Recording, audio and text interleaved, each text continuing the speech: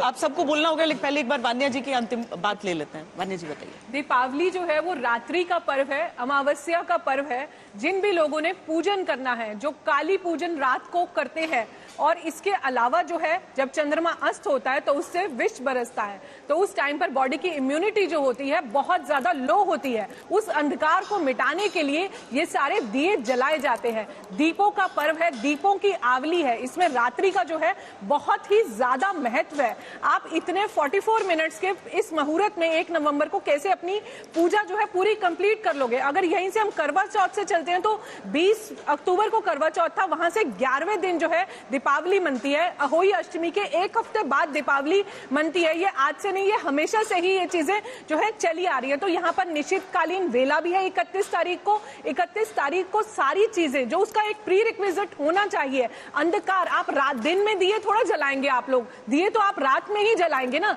Otherwise उसका महत्व क्या हुआ? उस अंधकार में प्रकाश डालने के लिए ही हम जो है ये दिए जलाते हैं। प्रकाश का ही ये पूरा पर्व है। स्थिर लगन हमें यहाँ पर मिल रहे हैं, यहाँ पर हमें वृषभ लगन भी मिल रहा है, यहाँ पर हमें सिंह लगन भी मिल रहा है। और पूरी रात जिन्होंने तंत्र साधनाएं करनी है, जिन्होंने अपने यंत्रों को सिद्धि करनी है, जिन्होंने अपनी जो भी पूजा करनी है, आप 44 मिनट्स में अपनी पूजा नहीं कंप्लीट कर सकते, बिल्कुल भी नहीं कर सकते।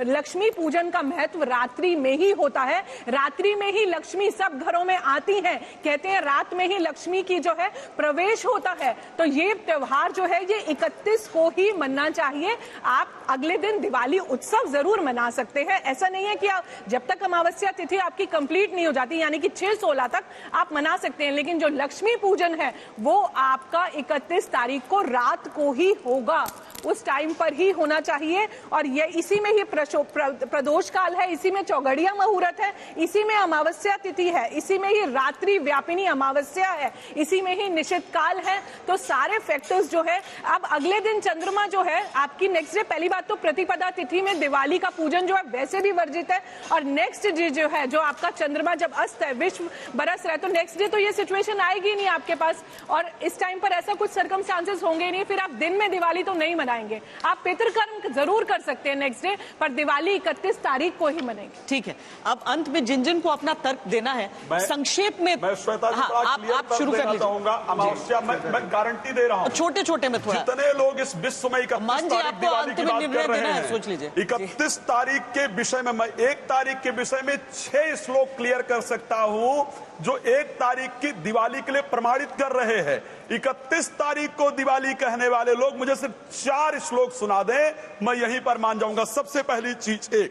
अब दूसरी चीज की बात करें, अमावस्या होता कैसे भाई? क्या प्लैनेट की परिस्थिति होती है अमावस्या को लेकर? बता रहा हूं, जिस दिन सूर्य और चंद्रमा दोनों 1 डिग्री पर हो उसको वास्तविकता में अमावस्या कहा जाता है। समझ में आया? 15 डिग्री पर चंद्रमा सूर्य के साथ 1 तारीख को निर्धारित होने वाले, अगर मैं शास्त्र प्रमाणित करूंगा तो अब 31 को अमावस्या कंफर्म ही नहीं कर पाएंगे। सबसे पहले इस चीज को ध्यान रखिए। रुक जाइए, अब रुकिए, अब रुकिए।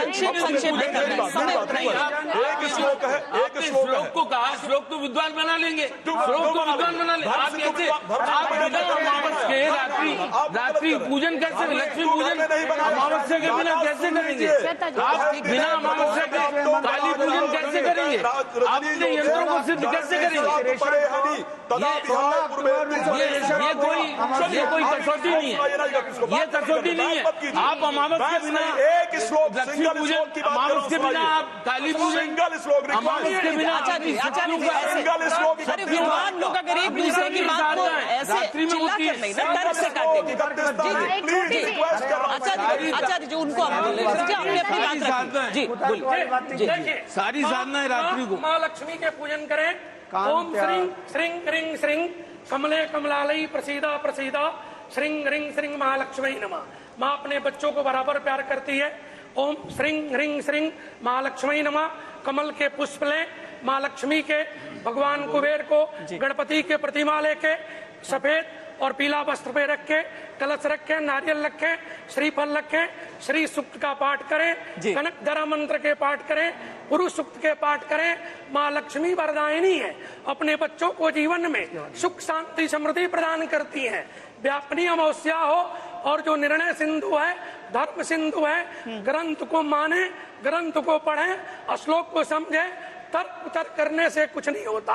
सनातन सदैव सबके रक्षक है। ह्रीं ह्रीं श्रीं कमले कमलाले प्रसिद्ध प्रसिद्ध श्रीं ह्रीं श्रीं ओम महालक्ष्मी नमः। ओम श्रीं श्रीं नमः।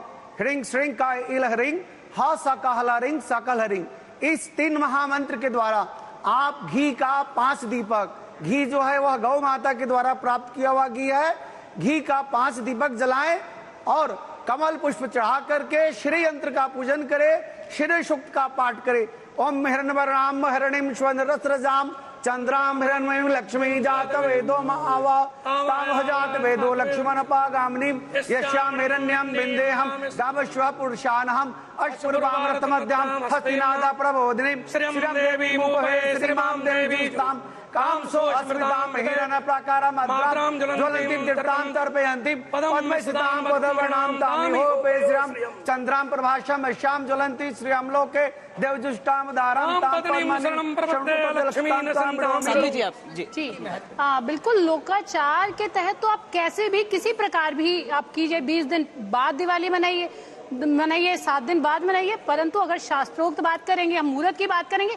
अगर आप धर्म को जानते हैं, शास्त्र को जानते हैं और मुहूर्त को मानते हैं, अगर हम अपने पंडित जी से पूछना चाहते हैं कि अगर कोई चला गया तो पंचक तो नहीं लगा, तो अगर आप इन बातों पर विश्वास करते हैं तो बिना नियम के, बिना मुहूर्त के आपकी कोई पूजा, जैसा कि अभी शास्त्री जी कह रहे थे, पहली बात तो मैं कहना चाहूंगी कोई भी पूजा निष्फल नहीं होती है, कोई भी पूजा आपको नुकसान नहीं देती है। अब आप मानिए बहुत सारे लोग हैं जो धर्म को ही नहीं मानते, जो बहुत सारे लोग हैं जो धर्म को छोड़ चुके हैं, उनका तो कोई, बहुत सारे लोग हैं जो हमारी मूर्तियों को तोड़ रहे हैं, उनका तो कुछ बिगड़ा नहीं, जो हम पूजा करेंगे तो हमारा अनिष्ट और अनर्थ कैसे होगा।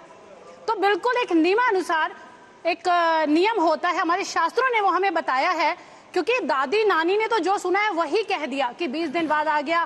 पहले की तो दादी नानी ये बताती थी कि अब धूप यहाँ तक आ गई तो 4 बज गए हैं, परंतु एक नियम होता है कि अभ्यंग स्नान सुबह होता है, फिर 11-11:30 से लेके 1:30 बजे तक हमारे पितरों के लिए एक तर्पण होता है जो बहुत ही मान्य है, क्योंकि अभी आपने राम मंदिर में भी देखा होगा कि सबसे पहले जो हम कृत्य करते हैं, ना चाहते हुए मानव से बहुत सारे ऐसे कृत्य हो जाते हैं कि जिनकी हमें क्षमा प्रार्थना करनी पड़ती है। जो ये स्नान है हमें बिल्कुल श्वेत वस्त्र जैसा कर देते हैं, तभी हम लक्ष्मी पूजन के योग्य होते हैं। और निश्चित रूप से मैं निसंदेह यहाँ आपके चैनल से कहना चाहती हूँ, 1 तारीख को 6:14 पे सूर्य और चंद्रमा की तिथि, घोर अंधेरी काली रात है, उस दिन चंद्रोदय होगा ही नहीं। ठीक है मान जी, हम समापन करें, समय इतना ही है हमारे पास, लेकिन हम आपके साथ समापन करना चाहते हैं। हिंदू धर्म जितनी सहनशीलता किसी और धर्म में नहीं है समूचे विश्व में, ये चाहे बाकी जीवों को लेकर हमारा दृष्टिकोण हो। तो अब ये बताइए कि लोग अगर तिथि के अनुसार पूजा के बारे में सुने और अपने अपने अनुसार वो निर्णय लें, सबकी बातों को उन्होंने सुना ही है, और उत्सव तो जितना मनाए उतना कम। हाँ, मेरा सभी विद्वानों से हाथ जोड़ के प्रार्थना है, शास्त्र सम्मत उपासना, शास्त्र सम्मत ही पूजन होना चाहिए, यहाँ बिल्कुल ठीक है। परंतु मुझे जो लगता है, मैंने पहले कहा था ज्योतिष मेरा विषय नहीं है, पर मैंने सबकी बात सुनी है, तो 31 तारीख को रात्रि भर अमावस्या है, तो मुझे लगता है सभी एक मत हो तो 31 तारीख को घर के पूजन किया जाए और 1 तारीख को व्यापार पूजन करें तो अच्छा है। मुझे ऐसा मेरा व्यक्तिगत मत है, जरूरी नहीं कि शास्त्र हमारी बात और सब लोग हमारी बात माने। 31 तारीख को घर में पूजन करें लक्ष्मी का और 1 तारीख को व्यवसाय पूजन करें, ऐसा मेरा निवेदन है।